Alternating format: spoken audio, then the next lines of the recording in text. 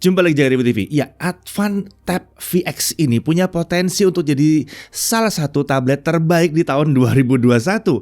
Layarnya besar, RAM 8GB, kapasitasnya besar. Dia punya konektivitas 4G, nggak kayak yang itu yang nggak ada 4G-nya ya. Nah, SoC-nya juga terbilang kencang untuk tablet di harganya ini. Dan semuanya diperoleh dengan harga sekitar 3 jutaan. Nah, apakah ini murah atau kemahalan? Itu semua tergantung pada hasil pengujiannya. Jadi yuk mari kita mulai review tablet unik satu ini. Ya, Advan Tab VX ini disebutkan disiapkan untuk pengguna dari kalangan muda katanya Advan ya. Ya kalau dilihat dari kondisi sekarang memang tablet ini memang bisa jadi memang pas ya buat yang muda-muda. Mulai dari yang belajar online, dipakai buat sekolah atau kuliah dari rumah sampai untuk hiburan untuk nonton dan bermain game. Terutama karena harganya laptop hari gini kayaknya di bawah 4 juta nggak dapat apa-apaan ya sekarang ya. Mungkin Chromebook ya. Nah tapi ini tablet pakai Android juga. Nah jadi mungkin itu ya yang kita bisa lihat ya. Nah kemudian untuk hal-hal tersebut ya memang yang tadi itu ya, tablet dengan layar yang besar seperti ini tentunya akan lebih enak dipakai ketimbang smartphone. Jadi wajar kalau Advan meluncurkan tablet ini. Oh ya sebelum ada yang bilang dari kalian mending HP aja gitu. Dengan harga segini bisa buat gini, bisa buat gaming gini. Nah perhatikan bahwa tablet itu selalu punya keunggulan di layarnya yang ekstra besar. Dan dengan ukuran segini kalau dipadu dengan keyboard harusnya bisa untuk gantiin banyak fungsi dari laptop yang terjangkau. Dan jangan lupa juga ya, harganya dengan HP yang layarnya jelas lebih kecil itu ya jelas beda. Jangan dibanding-banding. Ya, jadi ukuran bodi yang besar dan layar yang besar itu jelas membuat harga sebuah tablet akan lebih tinggi dibandingkan dengan HP yang punya spesifikasi internal serupa. Jadi jangan mendang-mending di situ. Oke? Nah, kita lihat dulu paket penjualannya ya. Ada unit Advan Tab VX-nya, ada kabel USB Type-C, ya Type-C bukan micro dong hari gini ya. Kemudian ada charger 10 watt, sayangnya cuma 10 watt. Ada screen protector yang sudah terpasang ke layar, ada SIM tray ejector, ada paket dokumen. Flip case ini ada di box terpisah dan ini merupakan bagian dari paket penjualan tablet ini. Ya, ini keren juga sih flip case-nya. Nah, kemudian untuk bodi, tablet ini hadir dengan warna dasar putih dengan bodi berbahan polikarbonat. Iya, saya tahu banyak yang berharap ini hitam. Kami juga berharap ini hitam, tapi ya putihnya juga keren kok di sini. Lalu kita lihat nih, di sebelah kanan ada 2 buah speaker. Lalu di atas ada tombol power, ada tombol volume up down, ada SIM tray. Ini hybrid ya, bisa 2 nano SIM atau nano SIM plus micro SD. Ya, kemudian di sebelah kiri ada 2 speaker lagi dan ada USB Type-C di situ. Di bawah itu kosong. Oke, secara keseluruhan tablet ini memang pakai 4 speaker. Advan menyebutnya sebagai 4 stereo sound system. Ya 4 speakernya ya. Sayangnya kalau kalian notice tadi nggak ada audio jack 3,5 mili di sini. Oke, kita beralih ke sisi depan. Ini layar 10,4 inci dengan resolusi 2000 x 1200 pixel. Oke, asik ya. Refresh rate-nya itu 60 Hz. Ya udahlah, hari gini tablet segede gini nggak apa-apa 60 Hz. Terkait kualitas layarnya memang bukan terbilang yang luar biasa, tapi bisa dibilang ini memadai ya. Enggak yang kayak tab yang TN gitu ya layar, enggak ya. Di tingkat brightness rendah ini memang warnanya agak salah di sini ya, agak muted atau enggak tampil prima. Tapi kalau brightness ditingkatkan dengan pas, itu warnanya bisa tampil dengan oke. Dan oh ya, kalau soal touchscreen dia bisa sampai dengan 10 titik di sini. Nah, ini menyenangkan. Nah, untuk kamera selfie itu ada di bezel atas layar. Ini 5 megapiksel dan bisa merekam video sampai dengan 720p. Terdapat mikrofon di bezel atas layar di area sebelah kiri kamera selfie. Jadi kelihatan banget ini dirancang untuk video conference ya kamera selfie-nya. Kemudian di sisi belakang ini ada kamera utamanya yang 8 megapiksel dan ini autofocus. Kemampuan videonya bisa sampai 1080p. Ya, oke, jangan keram pakai macam-macam kamera kayak di HP, nggak perlu, satu aja cukup ya. Nah untuk fitur itu ada Pro Mode untuk foto, ada panorama, ada burst foto, dan ada time lapse. Untuk spek internalnya dia pakai Uni SoC Tiger T618. Kita udah pernah bahas. Yang satu ini adalah sebuah SoC yang cukup mumpuni untuk kelas harganya.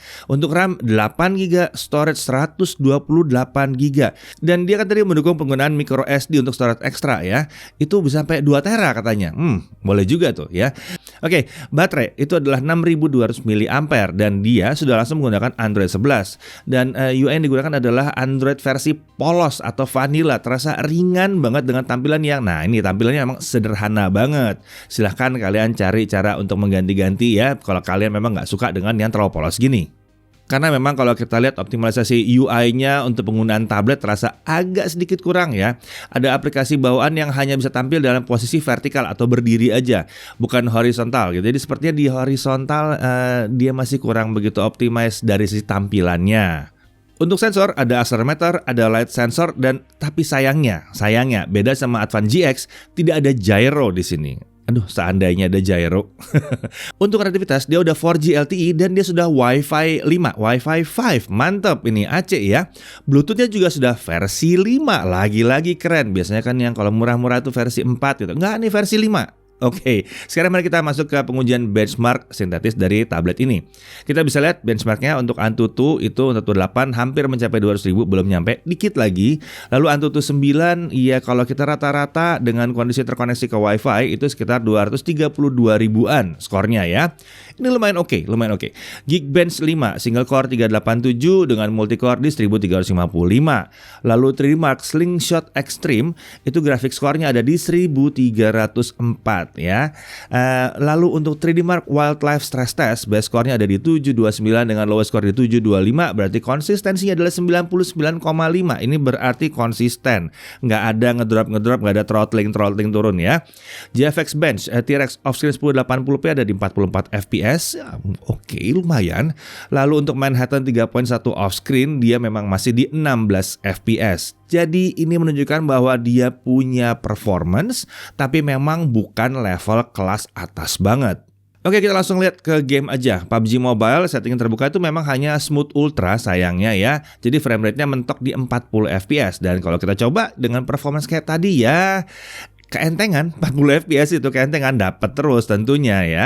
Kemudian Mobile Legends settingan terbuka itu sampai dengan ultra. Kami coba main dengan settingan HD, HFR, Shadow Off. Hasilnya game masih bisa jalan mulus di kisaran 55 sampai 60 fps dan ini terbilang oke banget untuk mainin game ini ya.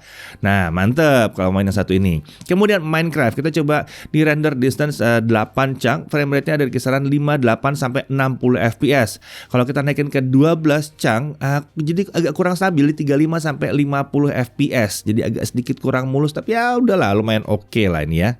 Nah, sekarang kita bicara soal Genshin Impact. Kita pakai setting lowest 60 fps, frame rate-nya ada di kisaran 25 sampai 35 fps dan pada saat battle dia bisa kadang-kadang turun ke 20 fps. Ini mirip dengan Advan GX ya, ini cukup nyaman untuk dimainkan untuk kelas SoC-nya. Ini sepertinya dibantu juga dengan OS-nya yang bersih ya, dan mengingat frame rate yang diperoleh itu sepertinya kita akan lebih baik nahan dia di 30 fps aja. Jadi nggak usah dia dipaksa sampai lebih dari 30 fps. Nanti main gamenya akan lebih lancar di 30 aja di sini ya. Ya, jadi kesimpulannya kalau buat gaming, kalau kebutuhannya adalah tablet dan harus ada 4G-nya, ini harusnya adalah tablet terkencang yang bisa ditemukan di pasaran. Dan suhu permukaannya pun enak banget, nggak ada masalah, namanya juga tablet ya. Nah oke, kita lanjut ke tes kamera dan untuk pengujian ini saya serahkan ke Chris. Oke, jadi di tangan saya kali ini sudah ada tablet Advan VX nih teman-teman. Jadi kita mau lihat kemampuan kameranya seperti apa. Cuma di sini singkat aja ya, saya juga cuma mau lihat kemampuan kameranya kalau dibandingkan dengan laptop yang harganya hampir 20 juta. Itu tuh perbandingannya seperti apa sih? Karena orang yang beli tablet ini juga nggak buat pakai untuk foto-foto layaknya pakai smartphone kan. Jadi biasanya untuk pengguna tablet itu akan lebih enak memakai kameranya untuk video call biasanya. Jadi kita lihat perbandingannya seperti apa. Jadi langsung aja kita lihat perbandingannya seperti apa. Seperti kalian lihat di sebelah ini adalah hasil dari webcam laptop 720p. Dan laptop ini nggak murah teman-teman, ini laptopnya harganya hampir 20 juta. Sedangkan yang ini adalah hasil dari tablet Advan VX nih teman-teman. Kalau buat saya sih perbandingannya memang nggak terlalu jauh ya. Memang kalau boleh jujur tuh Advan masih perlu belajar lagi untuk tuning soal kameranya. Seperti kalian lihat pencahayaannya ini berubah-ubah, nggak kurang konsisten. Udah gitu ketajamannya juga agak kurang untuk standar sebuah tablet. Tapi setidaknya gambarnya masih cukup lumayan. Dan juga untuk perekaman audionya bisa saya bilang ini biasa aja, belum hebat-hebat banget untuk perekaman audionya. Nah, tapi yang saya lagi tes ini adalah kamera selfie-nya. Penasaran juga sih kamera utamanya seperti apa. Yuk kita lihat. Oke, di sini gue lagi ngetes kemampuan kameranya tablet Advan VX pakai kamera utamanya di resolusi Full HD 30 fps juga. Jadi kurang lebih hasilnya seperti ini. Kita mau lihat perbandingannya dengan kamera selfie-nya seperti apa. Apakah lebih bagus dari kamera selfie-nya atau sama aja? Nah, sekarang kita balik lagi ke kamera selfie-nya, karena ini tentunya kamera yang paling akan sering digunakan ya kalau misalnya kalian beli tablet ini nih untuk kebutuhan sekolah atau kebutuhan video call, untuk kerja juga misalnya. Tentunya kamera ini akan paling sering dipakai. Jadi itu dia tes kameranya Advan VX ini, overall udah lumayan kameranya, dan semoga Advan bisa mengembangkan kameranya lebih mantap lagi. Kita lanjut lagi ke Mas Teddy sekarang. Oke, kita lanjut ke tes baterai ya. Untuk video playback dia bisa 18 jam 45 menit, hampir 19 jam. Ini ya lumayan oke lah ini ya, lumayan oke di sini. Lalu untuk gaming, kita main tadi Genshin Impact, itu baterainya berkurang 10% dalam 30 menit. Ini awet. Ini awet sih ya. Jadi kalau mau main game ya asik di sini ya. Nah, untuk charging dari 0 sampai 100% full dia butuh waktu, ini sayangnya lama, 4 jam 20 menit.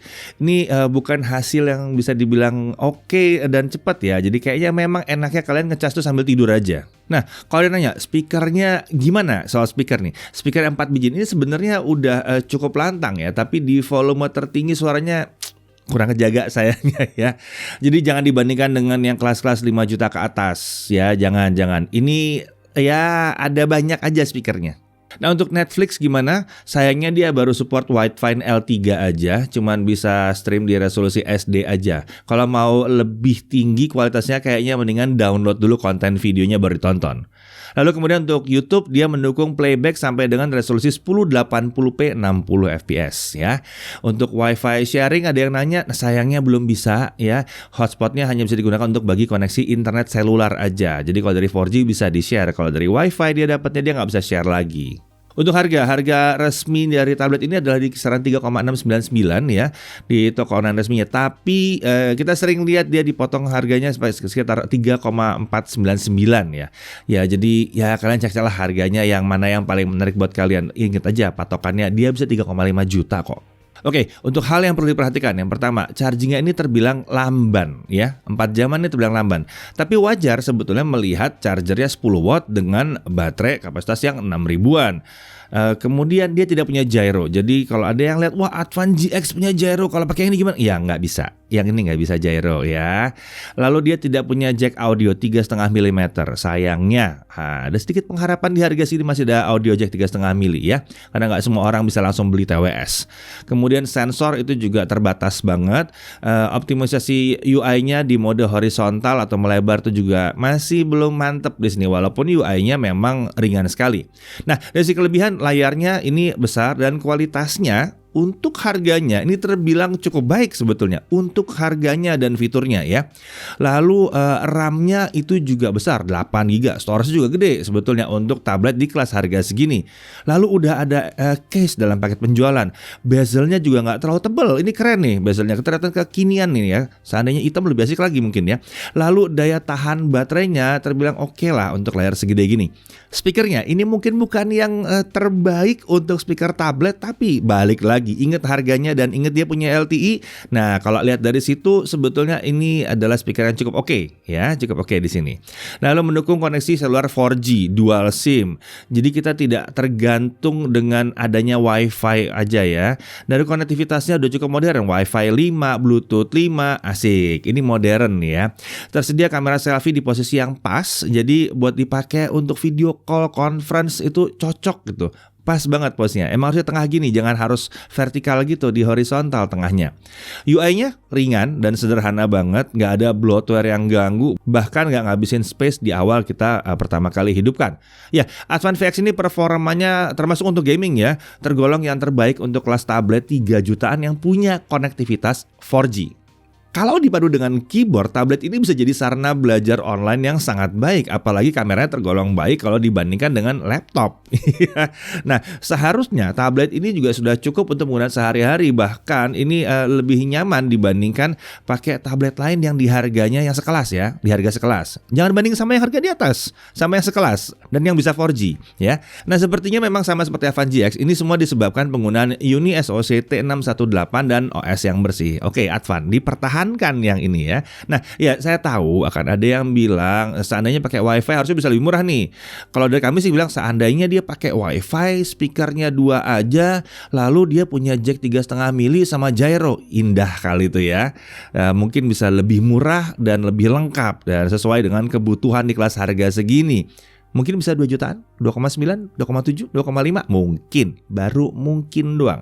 Ya, akan tapi kita harus ingat ya bahwa tidak semua orang punya koneksi internet yang pakai WiFi di rumah atau di kantor atau di mana aja, dan banyak juga orang yang harus jalan-jalan gitu dan butuh koneksinya tuh bisa di mana aja dengan 4G.